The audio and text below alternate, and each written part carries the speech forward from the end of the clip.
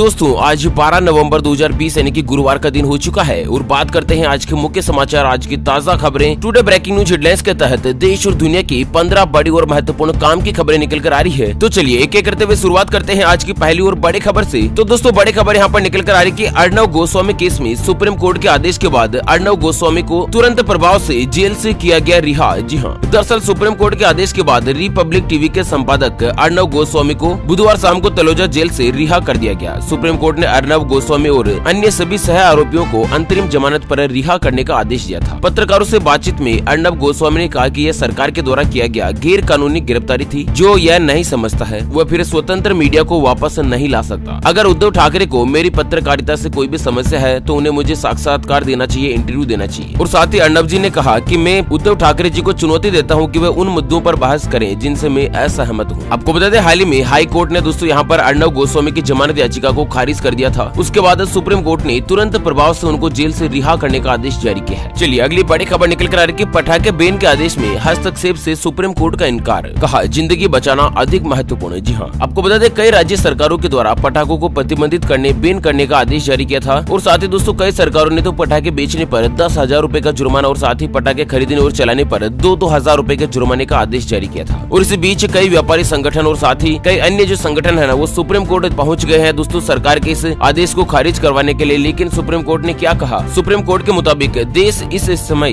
जिंदगी के लिए संघर्ष कर रहा है। हम सभी के घरों में वृद्ध जन है। इस समय हम ऐसी स्थिति में है जहाँ पर जिंदगी बचाना अधिक महत्वपूर्ण है। और साथ ही दोस्तों उच्च न्यायालय जानता है कि वहाँ पर किस चीज की जरूरत है। कुल मिलाकर पटाखे छोड़ने के प्रतिबंधित आदेश को खारिज करने को लेकर सुप्रीम कोर्ट ने इनकार कर दिया है। राज्य सरकारों के द्वारा जारी किया गया आदेश जो दोस्तों सर्वमान्य रहेगा। चलिए अगली बड़ी खबर निकल कर आ रही है प्रदेश में बिजली बिल की रेट में कोई भी नहीं होगी बढ़ोतरी, सरकार ने किया है बड़ा ऐलान। जी हाँ, दरअसल उत्तर प्रदेश सरकार के द्वारा एक बड़ी खबर निकल कर आ रही कि उत्तर प्रदेश में बिजली बिल की रेट में कोई भी बढ़ोतरी नहीं की जाएगी। मतलब जो दोस्तों वर्तमान में टेरिफ बिल यानी कि जो रेट चल रही है ना वही आदेश जो है वो लागू रहेगा। बिजली कंपनियां इस साल कोई भी रेट वगैरह नहीं बढ़ा सकती है, बिजली बिल को नहीं बढ़ा सकती। चलिए बिहार चुनाव को लेकर बड़ी खबर आ रही कि बिहार के मुख्यमंत्री पद की 7वीं बार लेंगे शपथ, इतिहास रचेंगे नीतीश कुमार। जी हाँ, दरअसल बिहार में आरजेडी के शासन का अंत करके सीएम की कुर्सी पर बैठने वाले नीतीश कुमार ने सत्ता की बागडोर कभी अपने हाथ से फिसलने नहीं दी। और इस साल 2020 के चुनाव में जीत के साथ ही नीतीश कुमार एक और इतिहास रचने वाले हैं। वे बिहार के मुख्यमंत्री के तौर पर 7वीं बार शपथ लेंगे। बिहार में आरजेडी को हटाकर सीएम की कुर्सी पर बैठने वाले नीतीश कुमार ने सत्ता की बागडोर कभी अपने हाथ से फिसलने नहीं दी है। और दोस्तों एक ही राज्य में, वो भी बिहार जैसे राज्य में 7 बार मुख्यमंत्री पद की शपथ लेना अपने आप में तो दोस्तों एक बड़े इतिहास से कम नहीं है। चलिए बड़े खुश खबरें निकल कर आ रही कि दिवाली बाद मुख्यमंत्री योगी आदित्यनाथ शुरू कर रहे हैं मिशन रोजगार। मार्च 2020 तक 50 लाख युवाओं को मिलेगी नौकरी। तो दरअसल मिशन रोजगार की कार्य योजना तैयार हो चुकी है और दीपावली के बाद मुख्यमंत्री योगी आदित्यनाथ जी के द्वारा इसका औपचारिक ऐलान कर दिया जाएगा और इस योजना को शुरुआत कर दी जाएगी। आपको बता दें यहाँ पर सरकार का जो मुख्य मकसद है रोजगार को बढ़ावा देना और इस योजना के तहत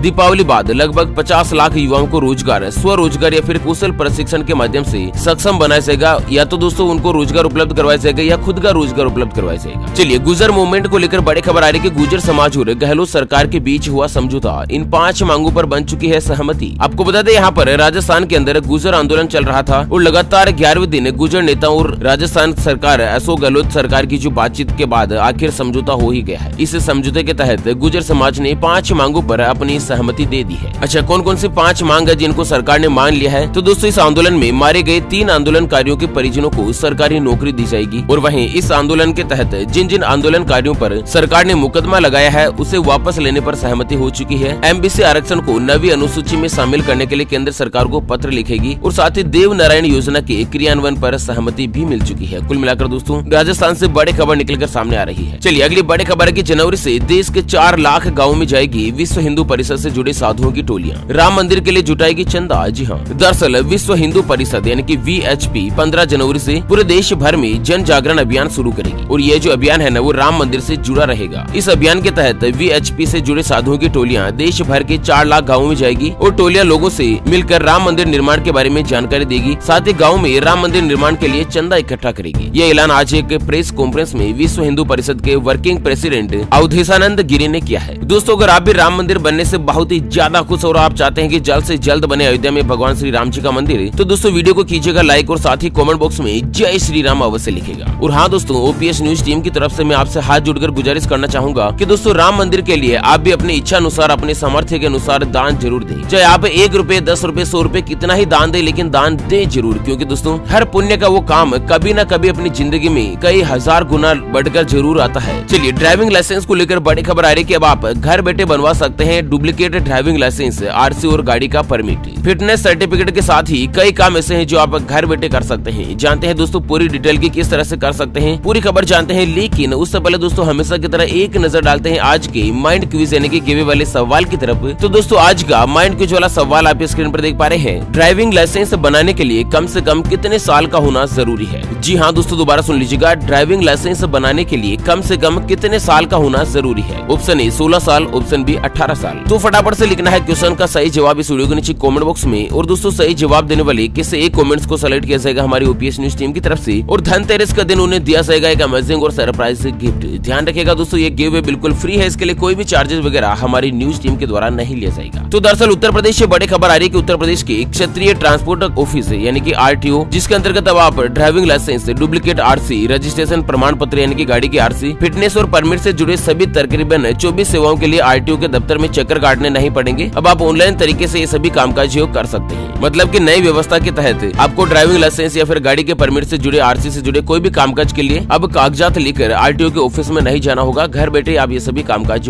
कर सकते हैं। चलिए, दिल्ली सरकार की तरफ से बड़ा ऐलान किया गया है कि रेड लाइट ऑन गाड़ी ऑफ अभियान 30 नवंबर तक बढ़ाया गया। जी हाँ, दरअसल दिल्ली के पर्यावरण मंत्री गोपाल राय ने बुधवार को कहा कि केजरीवाल सरकार ने वाहन से होने वाले प्रदूषण को कम करने के लिए रेड लाइट ऑन गाड़ी ऑफ अभियान को 30 नवंबर तक बढ़ाने का फैसला किया है। मतलब सड़क पर अगर आप गाड़ी चलाते हैं और रेड लाइट चल चुकी है ना, तो दोस्तों आप अपनी गाड़ी को बंद करना पड़ेगा। ऐसा नहीं कि आप गाड़ी को न्यूट्रल में करके या फिर क्लच दबाकर गाड़ी को स्टार्ट रखें। मतलब सरकार ने प्रदूषण को कंट्रोल में करने के लिए जहाँ पर रेड लाइट है वहाँ पर आपको अपनी गाड़ी बंद करना पड़ेगा सरकार के आदेश के मुताबिक। अगर आप गाड़ी बंद नहीं करते हैं तो आपका चालान बनाया जाएगा। इससे कहीं ना कहीं दोस्तों आपका भी फायदा होगा कि गाड़ी का ईंधन बचेगा, पेट्रोल डीजल का बचाव होगा, और साथ ही दोस्तों प्रदूषण को कितने हद तक कम किया जा सकता है। चलिए, गुजरात से बड़ी खबर आ रही है कि 23 नवंबर से खुल जाएंगे स्कूल और कॉलेज। सरकार ने कर दिया है बड़ा ऐलान। तो दरअसल गुजरात के शिक्षा मंत्री भूपेंद्र सिंह चुसमाड़ा का कहना है कि 23 नवंबर से क्लास 9 से लेकर 12वीं तक की कक्षाएं एक बार फिर से शुरू हो जाएगी, और साथ ही फाइनल ईयर के कॉलेज के छात्रों की कक्षाएं भी 23 नवंबर से शुरू हो जाएगी। मतलब दोस्तों यहाँ पर गुजरात सरकार की तरफ से स्कूल कॉलेज खोलने को लेकर एक बड़ा आदेश जारी किया। अच्छा, पश्चिम बंगाल से बड़ी खबर आ रही है कि कोरोना वायरस के चलते 10वीं और 12वीं के प्री बोर्ड एग्जाम नहीं होंगे। ममता बनर्जी ने कर दिया है फैसला। तो बंगाल के मुख्यमंत्री ममता बनर्जी ने बुधवार को कहा कि कोरोना वायरस संक्रमण के चलते राज्य में 10वीं और 12वीं के बच्चों के प्री बोर्ड एग्जाम जारी नहीं किए जाएंगे। चलिए, बड़ी खबर आ रही है कि मोबाइल और ऑटो सेक्टर को मोदी सरकार का बम्पर दिवाली गिफ्ट। कैबिनेट सरकार ने किया है बड़ा फैसला।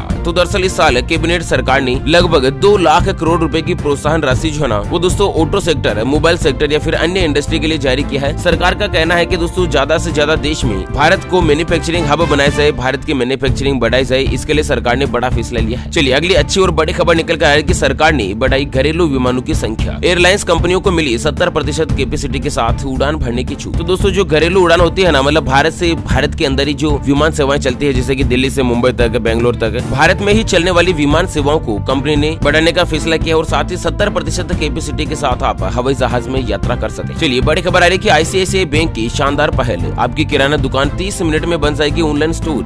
जी हाँ, दरअसल आईसीआईसीआई बैंक ने आपके पड़ोस की किराना दुकान को तेजी से ऑनलाइन स्टोर में तब्दील करने का फैसला किया है, और इसके बाद स्टोर को ग्राहकों से ऑनलाइन ऑर्डर्स मिलने शुरू हो जाएंगे। मतलब इसके लिए आईसीआईसीआई बैंक 1 करोड़ किराना दुकानों को ऑनलाइन स्टोर में बदलने का फैसला किया है, जिसके तहत आप ऑनलाइन तरीके से भुगतान कर सकते हैं। आईसीआईसीआई बैंक की तरफ से एप्लीकेशन निकाली गई है, जिसमें कोई भी दुकानदार जोड़ सकता है, और साथ ही दोस्तों अपने जरूरत का सामान किराना दुकान से मंगा सकता है, आपके घर पर डिलीवर कर दिया जाएगा। चलिए, अगली खबर में जान लेते हैं सोने चांदी के ताजा भाव। तो सोने की कीमत 157 रूपए सस्ती होकर 50,344 रूपए प्रति 10 ग्राम यानी कि प्रति तोला पर पहुंच गई है। वहीं चांदी 628 रूपए सस्ते होकर 62,416 रूपए प्रति किलोग्राम पर पहुंच चुकी। चलिए, अगली खबर निकल कर आ रही है कृषि क्षेत्र में सरकार ने तैयार किया मसौदा, 15,000 लोगों को मिलेगी नौकरी। तो किसानों की आमदनी को बढ़ाने और युवाओं को रोजगार देने के लिए सरकार ने एक नई योजना को मंजूरी दी है, और इससे करीब 15,000 लोगों को नौकरी मिलेगी। मतलब इस नई योजना के तहत कोल्ड चेन योजना का उद्देश्य खेत से लेकर उपभोक्ता तक बिना किसी बाधा के इंटीग्रल कोल्ड चेन जैसी सुविधा सुविधाएं उपलब्ध करवाना है, जिससे लोगों को ज्यादा से ज्यादा संख्या में रोजगार मिलेगा। चलिए अगली और अंतिम खबर की बात करें तो चुनावी परिणाम के बाद प्रधानमंत्री मोदी जी का बड़ा ऐलान, कहा मौका उसे मिलेगा जो देश के लिए काम करेगा। जी हाँ, मोदी जी ने कहा कि देश का विकास, राज्य का विकास आज सबसे बड़ी कसौटी है। आने वाले समय में यही चुनाव का आधार रहने वाला है। ऐसे में नरेंद्र मोदी जी का कहना है कि आने वाले समय में चुनाव का टिकट और पार्टी का कैंडिडेट और उम्मीदवार ही उसे ही बनाया जाएगा जो कि देश के लिए काम करेगा, विकास के लिए काम करेगा। ओके फ्रेंड्स, इसी के साथ आज के मुख्य समाचार today breaking news headlines news की अपडेट वीडियो को फिलहाल यहीं पर देते हैं विराम। फिर मिलेंगे एक और नई और काम की खबर के साथ। तब तक के लिए जय हिंद, जय भारत और वंदे।